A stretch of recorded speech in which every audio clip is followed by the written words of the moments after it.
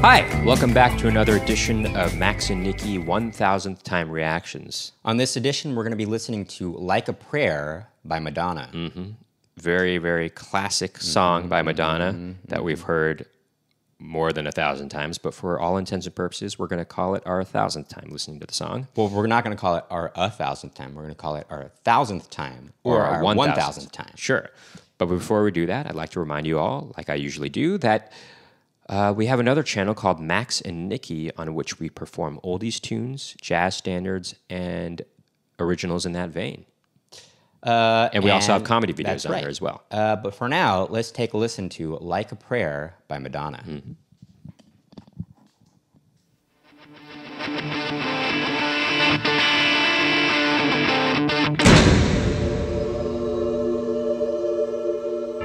Life is a mystery. Everyone must stand alone. I hear you call my name, and it feels like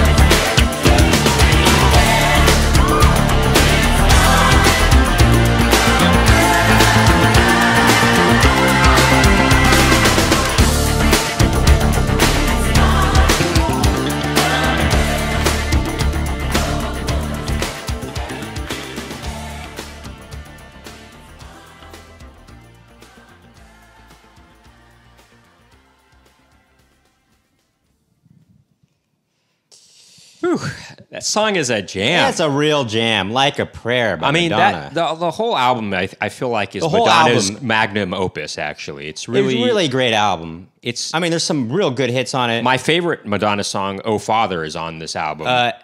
I really enjoy the tune right before that leads into Oh Father called Dear Jessie. It reminds me of being a kid. I mean, that's You know, it is kind actually, of written for a kid in a way. Did you know Rosie O'Donnell, actually, that's her favorite Madonna song, too, is Dear Jessie. Right. But I mean, that's not necessarily my favorite song by her, but I'm just saying that's one of the great songs on this album. There's a lot of good songs. A lot of on good it. songs on the album, you know, the Like a Prayer album, you know, and, you know, I remember when we were in middle school, our older brother, for Christmas one year, he got us a couple of cassette tapes, one of which was Billy Joel's 52nd Street, and the other one was Madonna's Immaculate Collection, which was kind of had a lot of her greatest 80s hits on it at the time. And This included. I mean, what's cool about a song like this is, you know, and this was like Madonna at the peak of her, you know, pop power and pop, you know, stardom.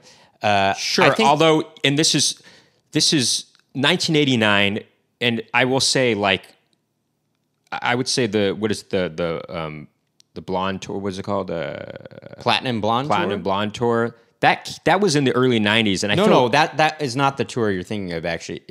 You're talking about the tour that Truth or Dare is based on? Or is capturing? Right. Yeah. That's the Blonde Ambition Tour. Blonde I Ambition. believe. That's what I meant to say. That's what the Blonde Ambition tour was in the early 90s, and I feel like that was when. Am I getting right? Is Platinum Blonde Tour, is that one of her tours? I don't know if Maybe, that but- was one of your tours, actually, but Blonde Ambition tour, that was really the peak of her popularity. That was the early 90s, and this album kind of solidified that and catapulted her into that next level of pop stardom, I guess. stratosphere. Yeah. But I will say, what's cool about getting listening to a song with somebody that has, you know, they're going to invest a lot of you know, things into the album is you're getting the best musicians and the best production possible, and it can really, you can hear it. You know? That bass is Yeah, really good, not and only it's a that, very interesting kind of thick. It's got a lot of. It's almost got some distortion on it or something. Well, like it definitely that. did. Yeah. But also, it probably had a lot of saturation on it. And also, you can hear that there's a guitar coming in at some points where it has this kind of funk kind of, you know, down kind of thing going on, actually, which is really cool, I thought. And the drums are very good in this, but they're Expertly very done. decidedly late 80s sounding. They'd almost at one point reminded me of what's that one woman singer? God, I can't remember her name right now, but it sounds like her stuff. Okay. Vanessa from the Cosby Show singing one of her songs before. I don't know. Oh, forget it. Don't worry about it. God, it'll come to me. Anyway, But the sound of the drums sounds really late 80s, actually. you know? but also, you know, obviously you have these backup singers that are doing a wonderful job. well, on it too. it's a kind of a gospel choir, you know? no, sure. They're doing a great job. I mean, there's a lot of... There was, I think, there was controversy surrounding the music video depiction of this song. I believe, Sure. right? You know, look that up if you're interested. But I'm sure you're watching us react to this. I'm sure you actually watched the music video for this right. plenty of times. But anyway, yeah, it's just a great tune. You know, There's a lot of cool things. I mean, it's obviously there's church-like instruments in it with the organ and well, I mean, the song is called "Like a Prayer." obviously the gospel choir, but Now, you know, the lyrics, the meaning of it, I don't think this is the real intention. My friend, I don't know if he was joking when he said that the meaning had something sexual to it, actually. Like a prayer, I'll take you there. Down on my knees in the midnight hour, I'll take you there. You know, I feel your power, you know. Anyway, you can interesting. Who said that? well, just a friend of ours, but and I don't know if he was joking or if that was some, subliminal meaning. So the subtext of this, was that. But I don't think he's right about that. I think it's more meaningful than that. Well, although that can be meaningful too, I suppose. But Sure, but great song off a great album. God, I do love "Oh Father" though. That is such a good song. Check that out. And I feel like you really hear the maturation of Madonna's voice come through with this album. In the mid '80s, people kind of likened her voice to sounding a little Minnie Mousy kind of.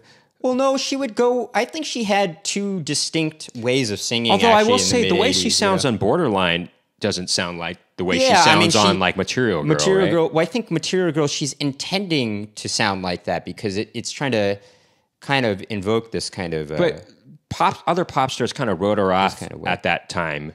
But but not just even maturation. True Blue was that broke some ground for her. But I and- think this album, I think, really solidified her as an artist, though. I mean, she's really kind of expressing some deeper things here on this But also, album. but if you do watch like interviews of her from the early '80s, she was always kind of an artist. I mean, she was. well, she was a dancer. Well, first of all, she was in another band, of which she what was was not it the called, lead that singer. band? Actually, I can't remember. But she was also realized, she wants to be doing music that is played in dance clubs. And Well, she also- she started dancing, and she was more than just a singer, though. She was really she was an artist. well. She wasn't just an artist, though. She was a personality. She's an icon. She is an icon. Yeah. Yeah. I think that'll do it for this reaction video. Thank you for tuning in. If you like what you saw and heard, please hit that subscribe button and ding that post notification bell to find out about more Max and Nikki reaction videos. Please keep tuning in.